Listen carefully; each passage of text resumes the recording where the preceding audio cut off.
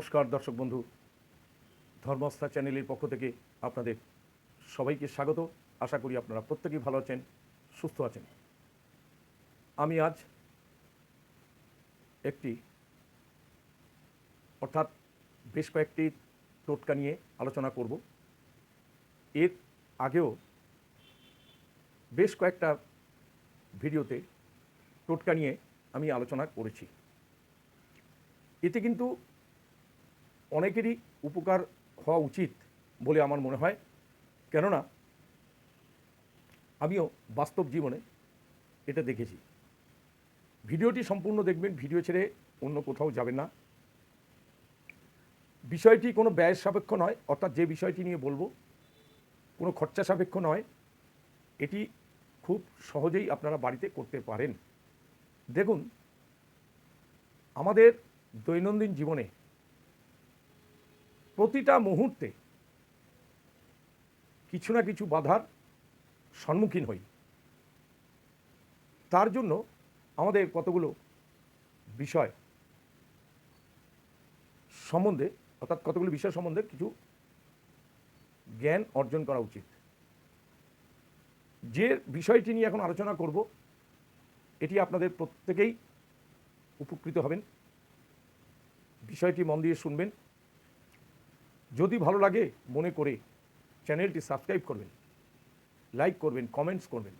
আমি বহুদিন ধরেই ভিডিও করি, আমি দেখেছি ভিডিও আপনারা দেখেন ঠিকই, কিন্তু চ্যানেলটি সাবস্ক্রাইব করতে আপনারা ভুলে যান।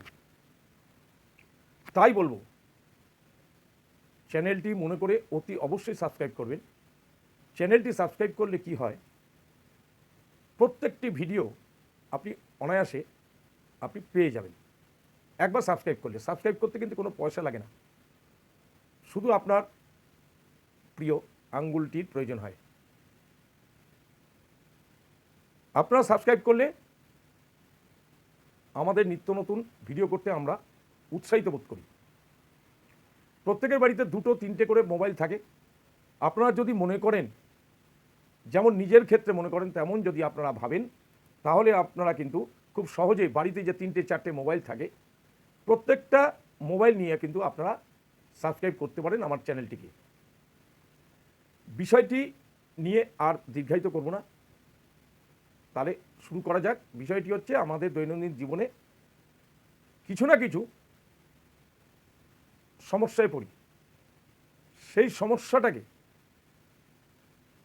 খরচাবিহীন, অর্থাৎ যেটা খরচা লাগে না, এমন একটি ব্যাপার যেটা খুব সহজেই আপনারা বাড়িতেই করতে পারেন। এই বিষয়টি বলবো। ধরুন, আমরা যে সপ্তাহের 7 দিন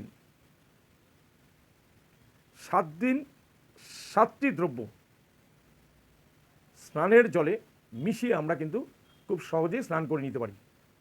এতে যেমন তেমন পয়সা খরচাও যেমন হয় না, তেমন আবার বিপরীত ক্রিয়া বা ক্ষতিগ্রস্ত হয় না, বা আপনি হবেন না ক্ষতিগ্রস্ত।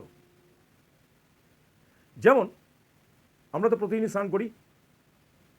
সোমবার যদি আপনি স্নানের জলে বাথরুমে ঢুকলেন, এক বালতি জল বা গামলায় জল নিলেন স্নানের, সেখানে একটু কাঁচা দুধ ফেলে দেবেন। গরুর দুধ হলে খুব ভালো, কাঁচা দুধ ফেলে দেবেন। কাঁচা দুধ মিশিয়ে সেই জলে, স্নানের জলে কাঁচা দুধ মিশিয়ে সোমবারে যদি আপনি স্নান করেন, আপনার বাধা বিপত্তিগুলো কেটে যায়। মঙ্গলবার যদি হয়, তাহলে স্নানের জলে কি মেশাবেন? সন্দব লবণ।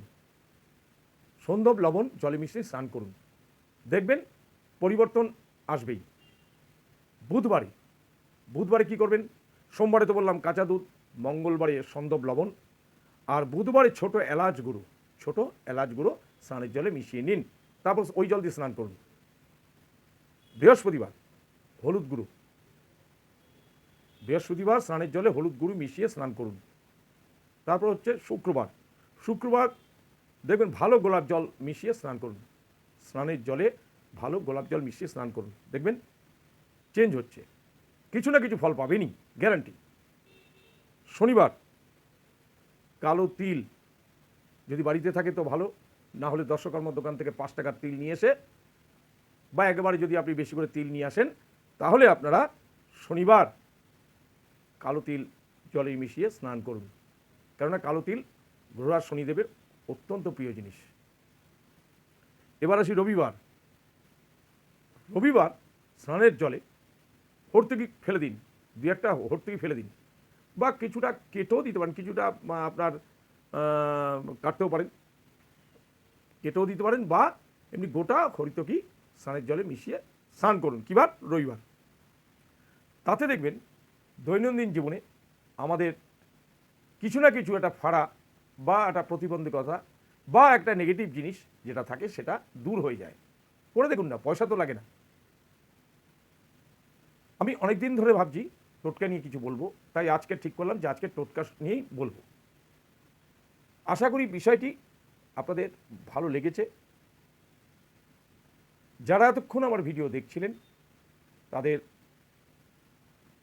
সহস্র প্রণাম জানাই। আপনারা ভালো থাকুন, সুস্থ থাকুন, এবং যে বিষয়টি বললাম, যে বিষয়টি নিয়ে আলোচনা করলাম, আপনি ভিডিও দেখার পর থেকেই আপনি ব্যবহারিক প্রয়োগ যেটাকে বলা হয় সেটা করুন। অর্থাৎ সোমবার থেকে রবিবার পর্যন্ত যেদিনকে যে বার, সেই বারে যেসব দ্রব্যগুলো দিয়ে স্নানের কথা আমি বলছি সেই সব দ্রব্যগুলো দিয়ে আপনি স্নান করুন। দেখবেন পরিবর্তন একটা আসবেই।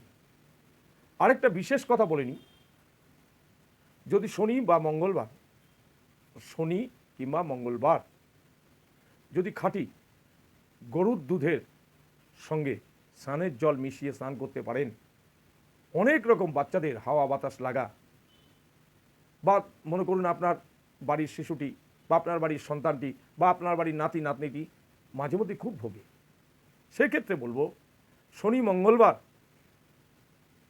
খাঁটি গরুর দুধ যদি আপনি একটু এনে স্নানের জলের সঙ্গে মিশিয়ে সেই শিশুটিকে স্নান করতে পারেন, বা যে কোনো বয়সের লোক, যে কোনো বয়সের লোকও যদি আপনি স্নান করেন, দেখবেন আপনার পরিবর্তন হচ্ছে, বা উপকৃত যে হচ্ছেন সেটার ফল আপনি পাবেনই পাবেন।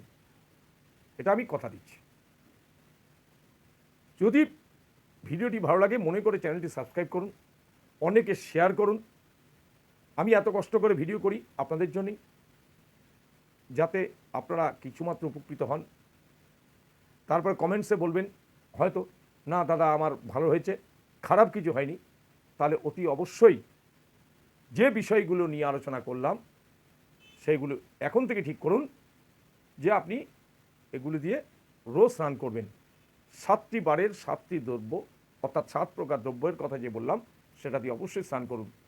অনেক জ্যোতিষ, অনেক তান্ত্রিকের কথা তো শুনেছেন, আমার তো এখানে কোনো স্বার্থ নেই। আপনি এই দ্রব্যগুলি দিয়ে স্নান করুন, অবশ্যই ফল পাবেন। আজ তাহলে এখানে শেষ করছি। নমস্কার, ভালো থাকবেন, ভালো থাকবেন, ভালো থাকবেন।